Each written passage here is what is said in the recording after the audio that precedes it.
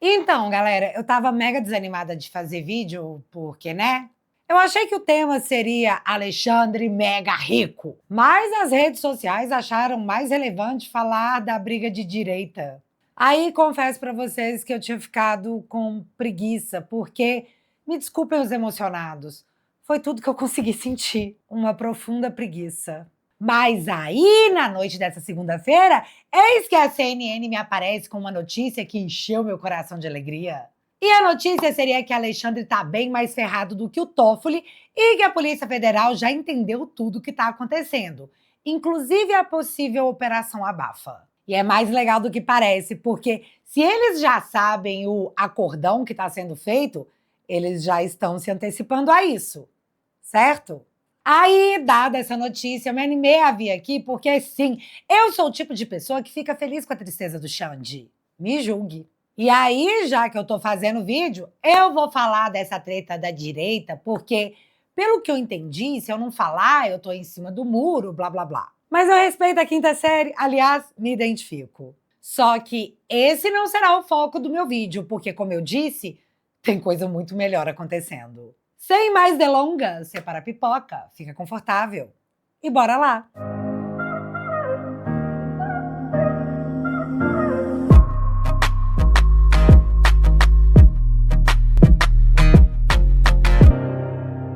Galera, antes do vídeo começar, deixa um like, porque, de fato, quanto mais like e comentário o vídeo tiver, mais a plataforma entende que ele é relevante e o distribui. E o vídeo de hoje pode tirar muito indeciso do negacionismo e pode trazer a nossa galera para refletir sobre algo muito maior.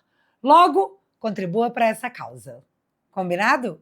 Então, a treta, né? Na quinta-feira, o Nicolas fez um vídeo que eu considero de extrema relevância, porque ele meteu o pau no Alcolumbre. E não foi uma pancada simples, foi algo muito bem fundamentado. Estamos em abril e até hoje o Alcolumbre, presidente do Senado, não chamou a reunião do Congresso, que geralmente acontece na volta do recesso legislativo. E isso não aconteceu por dois motivos.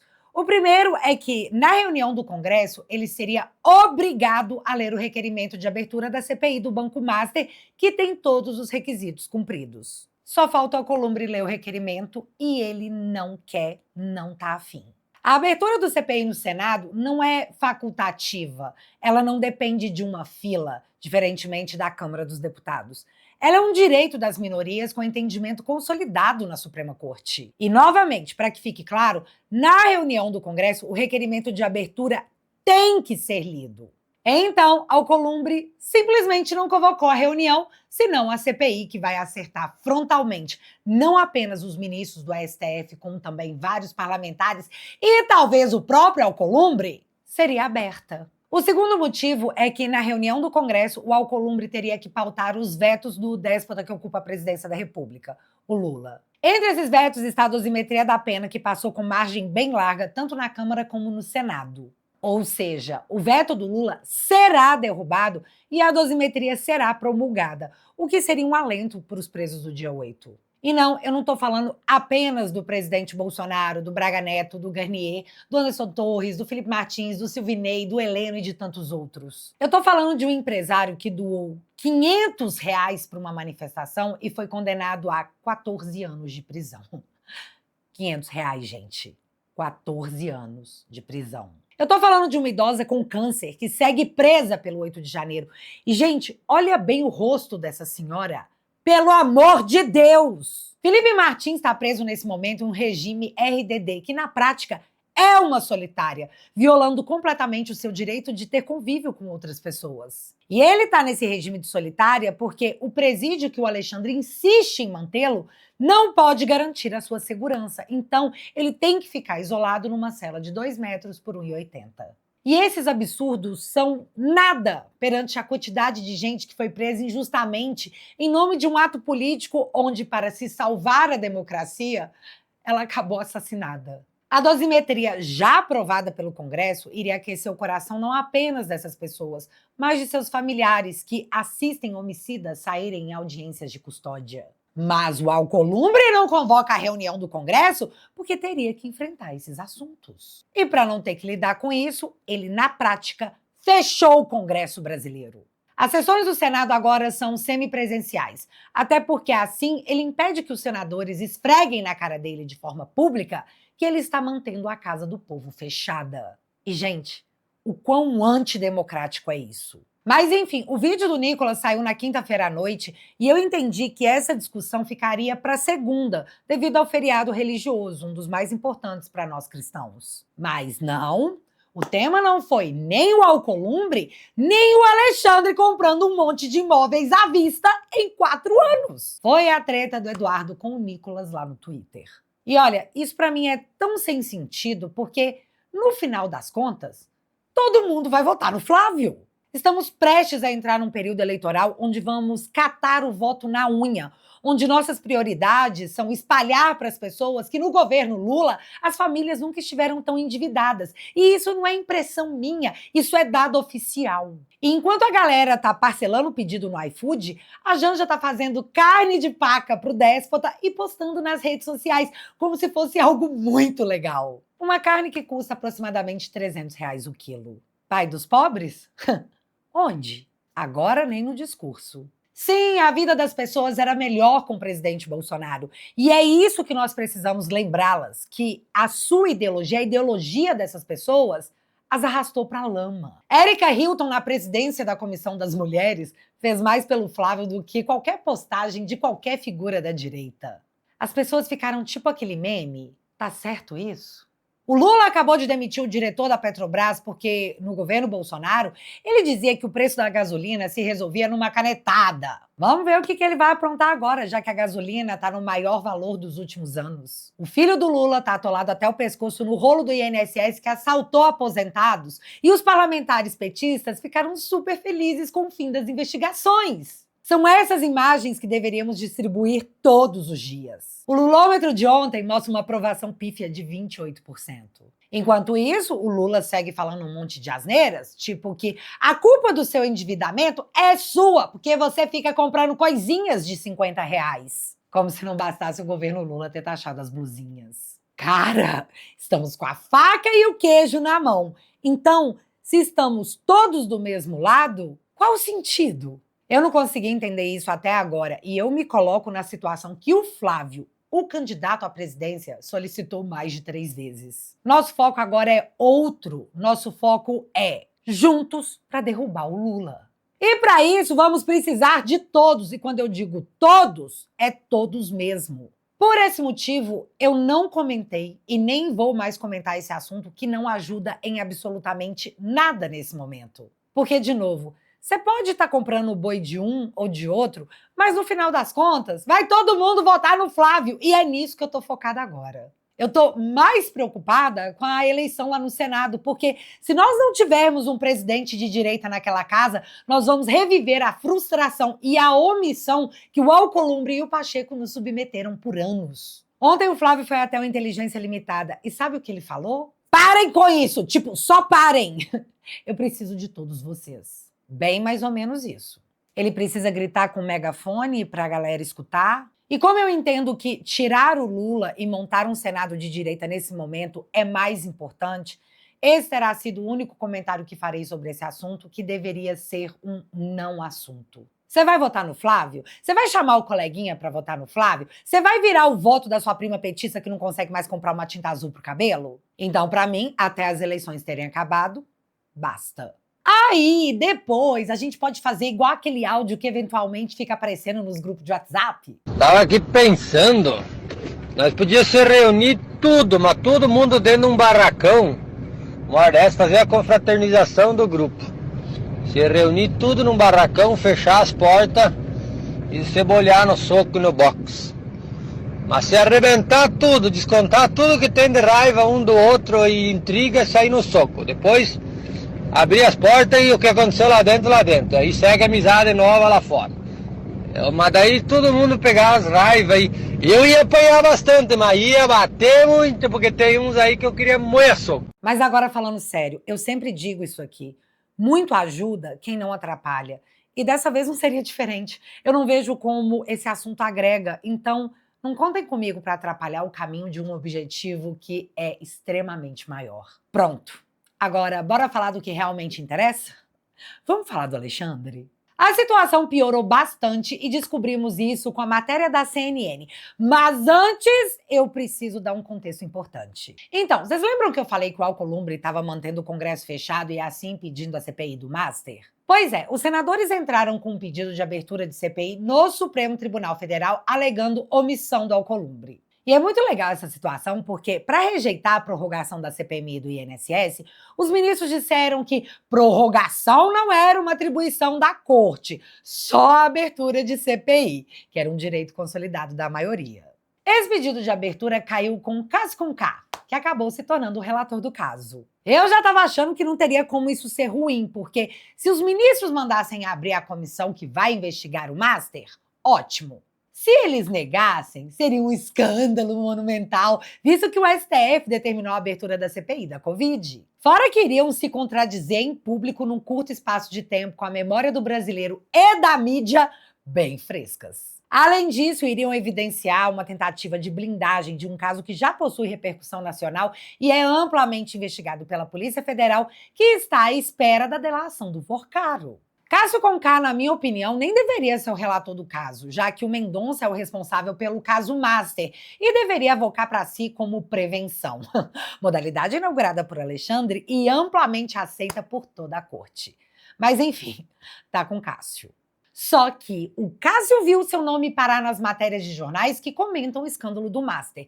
E o caso envolve o Cássio e seu filho, fenômeno do direito que recebeu valores consideráveis em consultoria jurídica. E calma, não tá nem perto dos milhões da esposa do Alexandre, nem dos milhões do Lewandowski. Mas foi uma quantia generosa. Porém, o que Cássio Conká aparentemente não sabia era que o vazamento de seu nome e de seu filho, na verdade, pode fazer parte de uma estratégia muito bem elaborada para tentarem anular isso tudo. Muito coisa de filme de mafioso, né? E é aí que entra a matéria da CNN. Investigadores veem situação de Moraes no caso Master pior do que a de Toffoli. A avaliação é que vazamentos contra Nunes Marques visam barrar a abertura de inquérito no futuro. Tá, deixa eu detalhar a insanidade que essa matéria revela. Os investigadores da Polícia Federal não pararam para maratonar One Piece enquanto o mundo estava girando. Eles estão a cada dia extraindo mais e mais conteúdos dos celulares apreendidos do Vorcaro, de seu cunhado Zetel e de várias outras pessoas. E à medida que eles vão coletando mais e mais informações, ficou claro que Alexandre tá bem mais lascado que Toffoli. E olha que o Toffoli tá tão ferrado que ele teve que se declarar suspeito e não votar na manutenção da prisão do Vorcaro. Para os investigadores, a questão do Toffoli tem mais cara de transação comercial de compra e venda do resort. Coisa que, mesmo eu não sendo investigadora, eu discordo bastante. Afinal, o fundo do Master, que comprou a parte do Toffoli no resort, recebeu 25,9 milhões da JIF dos irmãos Batistas. Você lembram, né? Wesley e Joesley. Pois é. A mesma JIF que Toffoli anulou o pagamento de 10 bilhões de seu acordo de leniência devido à corrupção confessada. Além disso, não podemos esquecer que Toffoli usava aviões de Vorcaro para viajar para seu até então resort, o Taiaiá. E sobre isso ele fez diferente do Alexandre, tá? Ele não foi lá e negou e tipo, não viajei não.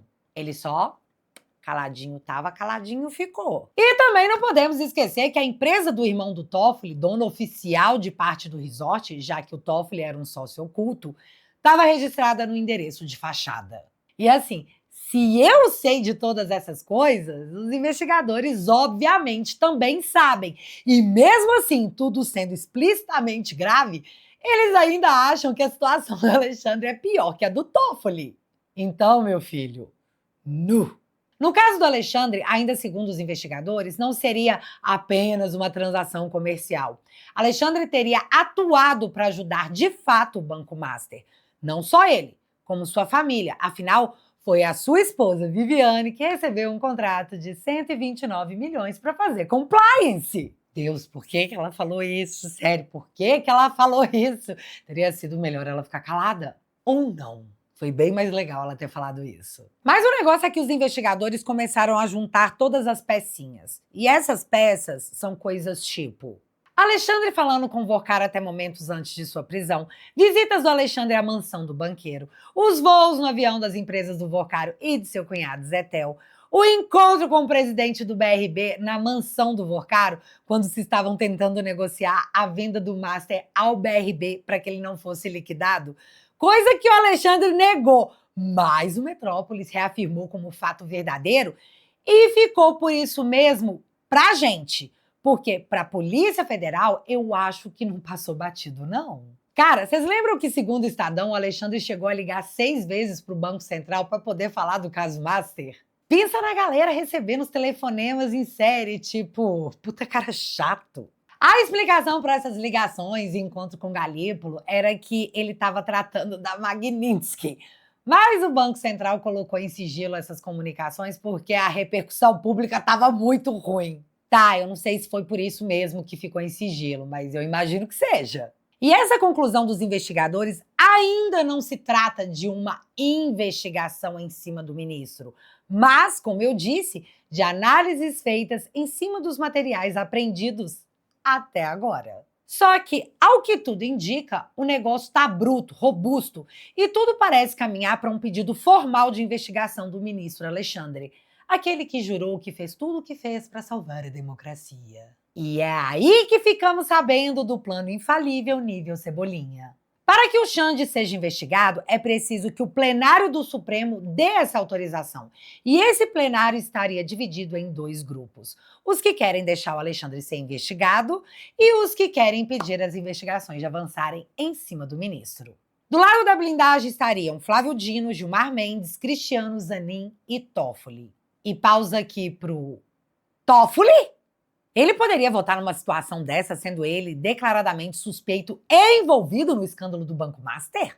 Cara, vai ficar feio demais se isso acontecer. Vai ser tipo, eu voto para que o Alexandre não seja investigado, porque amanhã pode ser eu, literalmente. Bicho, que nível chegou a Suprema Corte Tupiniquense, hein? Mas, enfim, do outro lado estariam Mendonça, Fux, Carmen Lúcia, eu fiquei até surpresa, Fachin e Cássio Conká. E aí você vai entender por que jogaram o filho do ministro nessa treta. Segundo os investigadores, esses vazamentos envolvendo o Cássio foram pensados para acuar o ministro. Foi tipo, olha, seu filho apareceu aqui em algum momento. Se você deixar essa investigação andar, pode ser que você seja tragado junto, hein? É isso? Vou livrar esse cara devido ao meu rabo preso? Se acontecer, é o que vai ficar parecendo. Mas é isso, segundo a matéria, o plano é literalmente deixar o Cássio Conká com fiofó apertado em praça pública e votar pela blindagem do Alexandre, visando se defender de algo que pode mordê-lo. Gente, eu acho um absurdo falar isso em voz alta. Quanto mais isso ser uma matéria pública de jornal, como se fosse algo normal. O Alexandre do Velho Testamento já teria feito umas 3 buscas e apreensão no Alexandre. Mas assim, se o Cássio se voltar para o lado da blindagem, o placar ficaria 5-4 para impedir que o ministro seja investigado. E galera, não estamos falando de uma condenação, estamos falando de investigação, de apuração. E o recado será que, independente do que aconteça, no Brasil, ninguém toca nos ministros da corte. Insano, né? Mas no meio desse plano existe um detalhe que está sendo ignorado, que é justamente o material que a Polícia Federal já possui. Muito se fala que o Vorcaro pode não delatar ministros da corte para evitar aquele climão. Mas delações não são seletivas, você não delata só o que você quer. Se a Polícia Federal já possui material e o Vorcaro se recusar a informar o que de fato ocorreu, a sua delação não será contemplada e ele vai pagar o pato sozinho. E o que fontes próximas ao Vorcaro dizem é que ele não tem vocação nenhuma para herói, muito menos para anti-herói. Vorcaro quer delatar rápido antes que outros delatem para que o seu benefício seja generoso e assim ele possa salvar alguns milhões que sobraram da maior fraude financeira da história do Brasil. E é nesse ponto da história que estamos em House of Togas, uma produção 100% brasileira. E aqui, as cenas dos próximos capítulos prometem ser, no mínimo, constrangedoras para a corte, independente do rumo que eles escolham tomar. Dito tudo isso, eu vou refrisar a importância de uma maioria no Senado em 2027, porque se de alguma forma eles conseguirem barrar a Polícia Federal em posse de tudo isso que já temos, o assunto volta no ano que vem. E às vezes vai caber mais do que 1 ou 2 impeachments. Portanto, foco no propósito, galera, porque como eu disse, a causa é bem maior do que a gente vê lá no Twitter. Para ser histórico, demanda esforço de todos nós. Afinal, nós temos um Brasil para salvar. Não é mesmo? Mas aproveitando que você ficou até aqui, para a gente construir um Brasil com liberdade para as nossas próximas gerações, precisamos trazer mais gente para o nosso lado da trincheira. É por isso que eu quero te convidar para entrar para minha família. Com seu apoio, a nossa mensagem vai alcançar cada vez mais pessoas. Enquanto a grande mídia atua como uma rede estatal da comunicação do governo, os vídeos do Te Atualizei são assistidos por cerca de 700 mil pessoas todas as semanas. O nosso trabalho de formiguinha está competindo com unhas e dentes contra as invencionices oficiais que são divulgadas pelos jornalistas. Por isso, a gente entende o desespero da turminha das trevas em regulamentar o que a gente pode ou não dizer na internet. Nós estamos construindo uma força cultural capaz de desafiar a censura que foi colocada no Brasil. Se você quiser ser o meu sócio, meu parceiro nessa jornada que apenas começou, eu te convido a entrar para minha família. Na família Te Atualizei, você vai receber acesso a todos os meus documentários e vídeos exclusivos que nunca foram postados em outro lugar. Toque no link que está fixado no primeiro comentário e entre para a melhor família da internet. Juntos, a gente consegue. Beijo.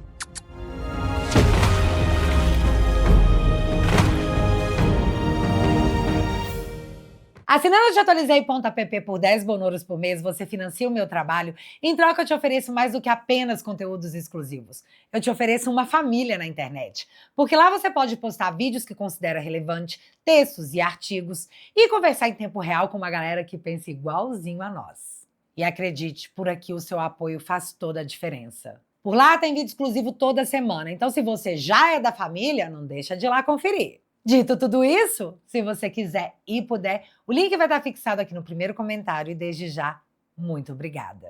E se você ainda não é inscrito aqui no meu canal, meu amigo, se inscreve e deixa seu like, porque você já sabe. Acontecendo alguma coisa de relevante ou irrelevante, a gente volta. Beijos, galera! Fui!